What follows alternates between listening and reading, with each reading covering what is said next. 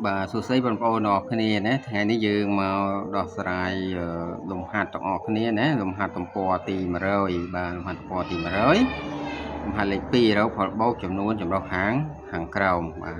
តែអញ្ចឹងឥឡូវយើងទៅដោះស្រាយទាំងអស់គ្នាបាទអញ្ចឹងបងប្អូនដឹងណា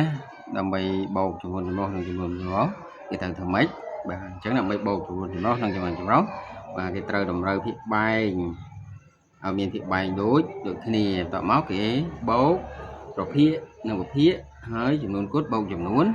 គុតបាទអញ្ចឹងឥឡូវយើងមើលភាគបែងយើងណាក្នុងលំហាត់យើងភាគបែងគឺឲ្យមកដូចគ្នាហើយអញ្ចឹងយើងអត់វត្តតម្រូវទេយើងបូកតែម្ដងណាបូកតែម្ដងដល់យកចំនួនគុតបូកចំនួនគុតមកហើយប្រភាគហ្នឹងគឺយើងយកភាគយកបូកភាគយកហើយភាគបែងរក្សាទុកនៅដល់ដែរបាទតែឥឡូវយើងទៅដោះស្រាយបងប្អូនគ្នាអញ្ចឹងយើងបាន14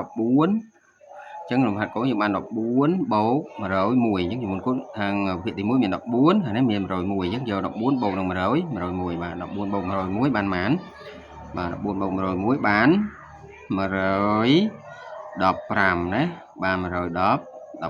បាទហើយអានេះយើងបូកមកភាគយកបូកភាគយកមក1បូក2 3អញ្ចឹងបាន15 3ភាគ5បាទអញ្ចឹងហាត់កូនអញ្ចឹងគឺឃើញ115 3ភាគ5ឥឡូវយើងដោះស្រាយហាត់ខយើងមានចំនួនគុណខាងនេះមាន131ហើយនេះមាន14អញ្ចឹងយក131បូកជាមួយនឹង10 14បាទបូកមកអញ្ចឹងបាន131បូក14អញ្ចឹងយើងបូកបាន100បាទ131បូក14បាទបាន140 145បាទ145អញ្ចឹង4បូក1 5អញ្ចឹងបាន145 5ភាគ20 21បាទឥឡូវយើងចូលដល់លំហាត់កើមាន16 3ភាគ8ណាបូក11 1ភាគ8អញ្ចឹងចំនួនគុណខាងនេះមាន16មាន11យើងយក16បូកជាមួយនឹង11អញ្ចឹង16បូក11បានប៉ុន្មានបាទបូកមកអញ្ចឹងបាន27បាទអញ្ចឹងបាន27ហើយបូកមក3បូក1 4អញ្ចឹងបាន27 4ភាគ5 3បាទ27 4ភាគ8បាទតែឥឡូវយើងចូលដល់លំហាត់curve ខាងនេះមាន120ហើយនេះមាន51អញ្ចឹងយើងយក120បូកជាមួយ51អញ្ចឹង120បូក151បានប៉ុន្មានបងបាទបាន171បាទបាន171បាទ171អញ្ចឹងខាងនេះមាន21បូក3បាទ21បូក3បាន20 24ណាបាទ24អញ្ចឹងបាន24ភាគ8 80បាទអញ្ចឹងចម្លើយរបស់យើងគឺមានបាន171 24ភាគ8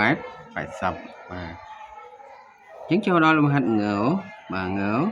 ថា130ខាងនេះមាន139ខាងនេះមាន30អញ្ចឹងយក139បូក30មកបានប៉ុន្មានបាទ139បូក30បាន165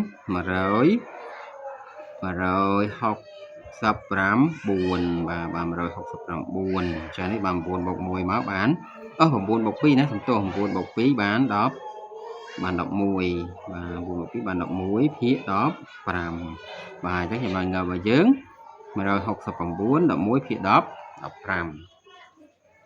15ចូលដល់ចំណុចច139 2ភាគ9បូក191 5ភាគ9បាទអញ្ចឹងយើងយក139បូក191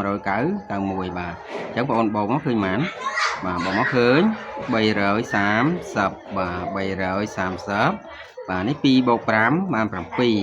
ចឹងបាន337ភាគ5 4បាទអញ្ចឹងចូលដល់ចំណុចឆយើងយកនេះណាខាងនេះ194ខាងនេះ3051អញ្ចឹងយក194បូកជាមួយ3051បាទអញ្ចឹងបូកមកបាន3245បាទ3245ចឹងនេះយើងបាន1បូក1អញ្ចឹង1បូក1បាន2អញ្ចឹងបាន3245ភាគ2បាទអញ្ចឹងដោយសារប្រភេទនេះវាដូចគ្នាណាភាគយកភាគបែងដូចគ្នាអញ្ចឹងវាស្មើ1អញ្ចឹង1គុណ1ហ្នឹងយើងអាចយកបូកជាមួយ3245អញ្ចឹងយើងបាន3245បូក1បាន3245 46ណាបាទអញ្ចឹងចូលដល់ចំណុចជើអញ្ចឹងខាងនេះ135ខាងនេះ613អញ្ចឹងយក135បូកជាមួយនឹង613បាទបូកមកគឺប្រមាណ 135 bầu 613 và bầu mất khởi 745 3 bạn 745 8 ចឹងអានេះបាន3 bột muối 4 ចឹងបាន4ភាគ10បាទចឹងចំណុចចើញឃើញ748 4ភាគ10បាទចឹងក្នុងលំហាត់របស់យើងបាទចឹងគ្រូបង្ហាញត្រឹមចំណុចចើសិនចឹងនៅប្រហែលលំហាត់ទៀតចាំគ្រូបង្ហាញនៅវីដេអូក្រោយណាហើយនៅវីដេអូក្រោយបាទចឹងគ្រូអរគុណដល់បងប្អូនដែលបានទស្សនាវីដេអូនេះពីដើមរហូតដល់ចប់ចឹងជួបគ្នានៅវីដេអូក្រោយទៀតណាបាទអរគុណ